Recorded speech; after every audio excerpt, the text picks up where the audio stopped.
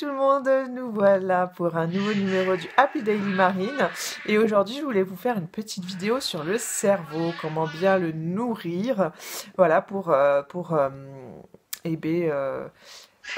augmenter notre bien-être au maximum. Donc il faut savoir que le cerveau en fait abrite environ 100 milliards de neurones plus 1000 milliards de cellules de soutien. Voilà, donc la plupart des neurones s'activent entre 5 et 50 fois par seconde, y compris quand vous dormez.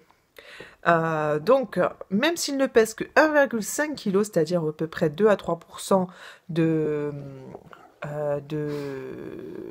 notre masse corporelle, ils consomment environ 25% de glucose qui est présent dans le corps, dans notre sang particulièrement. Donc il n'est pas étonnant qu'il soit affamé et qu'il faille bien le nourrir pour pouvoir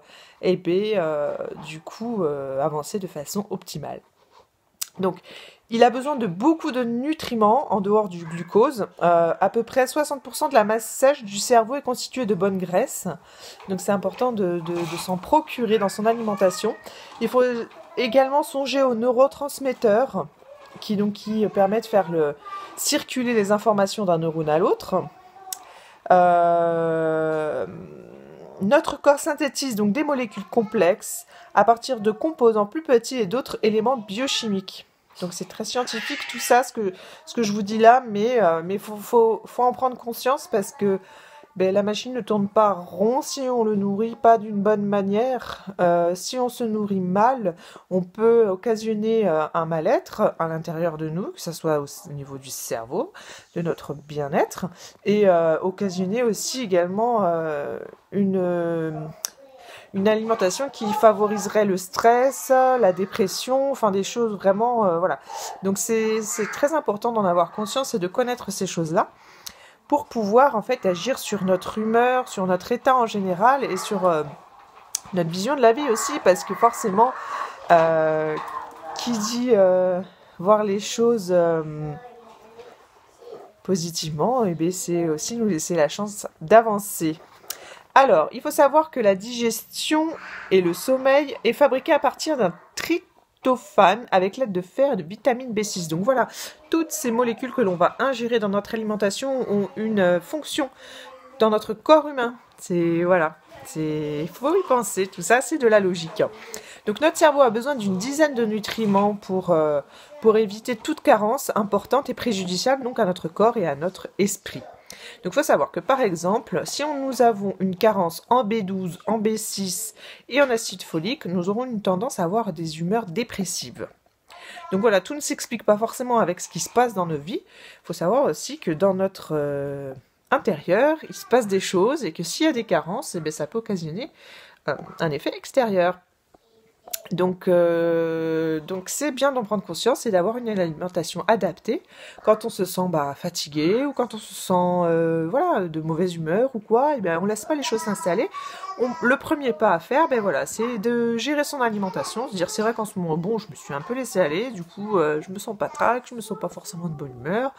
Et je vais agir là-dessus pour améliorer donc cet état. Et puis après, si forcément ça ne bouge pas malgré les efforts alimentaires ou même sportifs, parce que le sport aide beaucoup, on va chercher plus loin. Faut pas hésiter. Voilà, faut demander de l'aide. Il faut avancer. Faut voir les choses positivement. Faut se donner une bouffée d'oxygène. Et puis voilà. Donc par exemple, si nous avons une carence, donc comme je vous ai dit en B12, B6, acide folique, il faut savoir donc que cela nous donne une humeur dépressive, comme je vous ai dit. En vitamine D, la vitamine du soleil, oui, parce que la vitamine D, c'est bien, nous avons du soleil l'été, mais après, il faut pas oublier d'en prendre aussi. Faut pas oublier d'en prendre aussi l'hiver, et puis l'automne, et puis le printemps, où le soleil n'est pas à son apogée. Donc si vous en avez une carence, il faut savoir que le système immunitaire est affaibli, donc vous tombez plus facilement malade, vous avez des tendances à la démence et à l'humeur dépressive. En DHA, l'humeur dépressive également. Donc en revanche, si vous remplissez vos placards neuronaux de bons produits, vous renforcerez votre énergie, votre résilience et votre bien-être.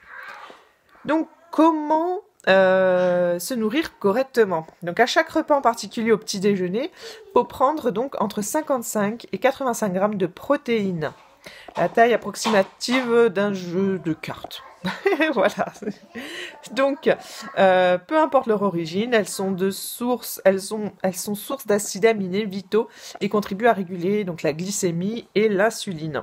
Donc, c'est pour ça qu'il est important de prendre un bon petit déjeuner et pas seulement des céréales archi sucrées, parce que du coup, forcément, ça joue sur ça va jouer sur nos humeurs également, parce qu'on va se rendre compte que le corps, il n'est pas nourri correctement, et puis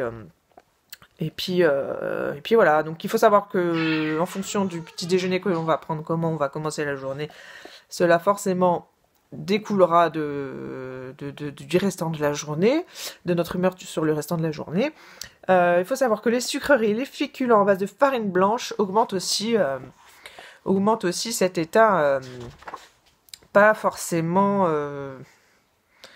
top, parce qu'en fait ça nous occasionne une chute au niveau de l'insuline.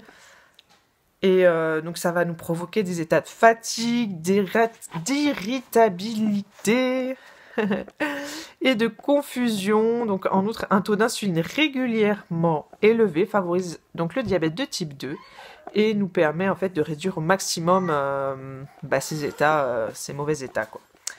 Alors, si je vous ai cité les principaux éléments tout à l'heure de vitamine B12, B6, acide folique, vitamine D, et du coup je vous ai fait un petit récap des aliments qui nous permettent d'avoir cette source de façon régulière et abondante. Donc la B12, il faut savoir que c'est une vitamine, si vous avez un régime alimentaire où vous mangez un peu de tout, vous la trouverez facilement dans beaucoup de choses, que ça soit viande, poisson, surtout la viande au niveau des abats. Bon, après, moi par exemple, je suis pas fan, hein, mais bon, voilà, la viande en général, la viande rouge, bien entendu, les œufs, le poisson, et il faut savoir que dans les produits laitiers, ils supplémentent. Ils supplémentent, donc du coup, vous en aurez, et... alors, si je ne veux pas dire de bêtises, je ne sais pas s'ils rajoutent une fois le produit créé, ou si de base, je crois que c'est plutôt ça, il donne à l'animal. Je crois que c'est plutôt ça. Enfin bref, peu importe. Il faut savoir que dans les produits laitiers, forcément, vous aurez une dose importante de B12. Donc forcément, si vous êtes... végan, il faut vous supplémenter de façon avec des cachets. Vous avez toutes sortes de B12. Et puis après pour les autres régimes, vous faites en fonction de ça, sinon vous supplémentez, parce que c'est vraiment un facteur qui joue énormément sur l'état psychique, enfin l'état au niveau du cerveau, parce que ça a été plus que prouvé, les végans le savent très bien qu'il faut se supplémenter. Et en tout cas, si vous rentrez dans ce régime-là et que vous n'êtes pas au courant, n'hésitez pas, il y a un groupe Facebook Vitamine B12 qui est créé, et ils seront vraiment de très bons conseils. Donc n'hésitez pas à y aller. Donc voilà, pour tous les autres, viande, œufs, poissons, produits laitiers, le mieux assimilé, d'après certains médecins, vont être tout ce qui est fromage et tout, supplémenté en B12. Vous avez donc... et aussi la B6, comme j'ai pu vous le dire au début, qui vous la trouverez dans les viandes, l'avocat. Alors, il faut savoir que l'avocat, il y en a qui vont dire, ouais, mais c'est super gras l'avocat, mais en fait, c'est une très, très, très, très bonne graisse pour le corps et l'esprit, du coup.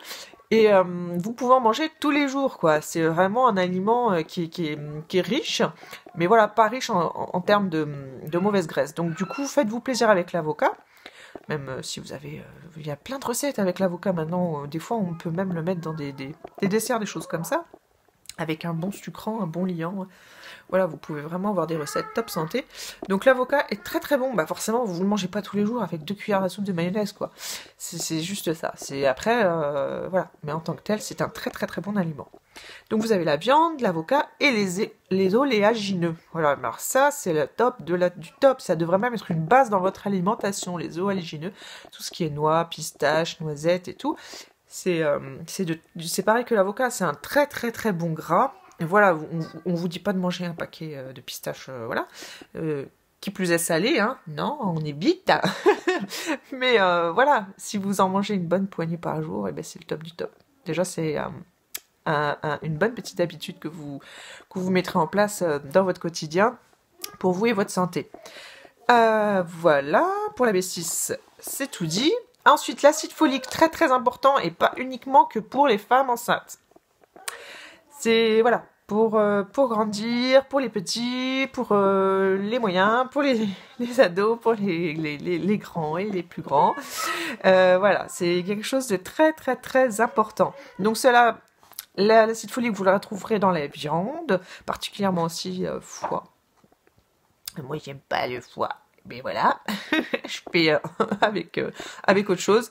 Tout ce qui est légumes foncés, avec des feuilles vert foncé, tels que les épinards, le chou frisé. Voilà, ben vous avez beaucoup d'acide folique dans tout ça. Les asperges, vous avez encore une fois l'avocat, les noix de cajou, qui sont très riches en acide folique. Donc voilà, mais en général, fruits, si vous avez une envie de fruits et légumes, mais écoutez-vous, c'est que vous avez une carence peut-être ou besoin de réguler, voilà, votre taux en acide folique. Donc n'hésitez pas, allez-y. Par rapport à tout ce que je vous ai cité, parce que vous avez la papaye, vous avez l'orange qui est très bien, qui est très riche en acide folique, les fraises, les mûres, bon, voilà, en fonction des saisons. Les haricots, les lentilles, les brocolis, le chou-fleur, qu'est-ce que j'avais noté d'autre? Les graines de tournesol aussi, ouais, tout ce qui est graines, c'est pas mal. On n'y pense pas forcément pour certains qui n'ont pas cette habitude dans leur alimentation. Bon, moi j'avoue que j'en achète assez régulièrement. Vous saupoudrez soit dans des salades, ou sinon, si vous aimez bien faire votre propre pain, n'hésitez pas à en mettre dans votre pain, ou dans vos cakes. J'en mettais aussi, moi, j'adorais faire une tarte salée, j'en mettais par-dessus, ça rajoute un petit croustillant quand vous mettez au four, franchement, c'est top. Voilà, graines de tournesol et les graines de lin aussi, qui sont très très bonnes pour la santé. Et il faut savoir que le lin, en tant que tel, déjà, même quand vous consommez en huile, c'est une très très bonne huile qui apporte énormément. Donc voilà, bon après j'approfondis pas forcément parce que je pourrais vous faire une vidéo d'1 heure là-dessus, mais en tout cas n'hésitez pas à vous renseigner davantage. J'ai envie d'éternuer. Tchoum. Voilà, n'hésitez pas à vous renseigner davantage sur tout ce que je suis en train de vous citer là. Tchoum. Et voilà, une deuxième fois. Voilà, donc du coup je vous ai fait aussi un petit topo sur les fruits secs, parce que du coup c'est vraiment quelque chose qui, comme je vous ai dit dans la vidéo, que vous pouvez mettre, enfin c'est même, ça serait même bénéfique pour vous de mettre ça dans votre alimentation quotidiennement, même pour vos plus petits, hein, par exemple, pour changer une habitude, ne serait-ce que le matin, s'ils aiment bien faire des tartines avec une certaine pâte à tartiner, n'est-ce pas? Ben maintenant il existe des très bonnes pâtes à tartiner que vous trouverez forcément dans les magasins bio, hein, mais bon. Mais voilà, à base de noix, noisettes, noix de cajou, quoi. Et ça, c'est le top. Bon, c'est sûr, vous retrouvez un peu le cacao et puis bah, le sucre qui... Voilà, le sucre... Mais bon, voilà, c'est toujours mieux qu'une pâte à tartiner avec 3/4 d'huile, de mauvaise huile. Voilà, là au moins, ils mangent la bonne graisse. Et du coup, vous pouvez aller plus vers une alimentation saine progressivement avec des produits comme ça. Et ça, c'est le top. Alors du coup, je voulais vous faire un petit topo, par exemple, sur les amandes. Il faut savoir que c'est un très bon remède anti-fatigue et un bon antidépresseur. Ça améliore d'en consommer, voilà, un petit peu tous les jours. Ça améliore la concentration et soulage la constipation. Donc ça, c'est plutôt top. C'est un aliment qui est riche en protéines, acides gras non insaturés. Donc comme je vous dis, c'est vraiment un bon gras.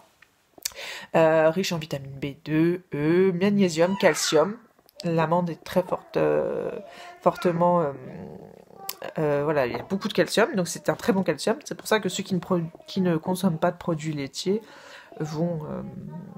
peuvent se faire plaisir avec les amandes, parce qu'il y a une bonne dose de calcium.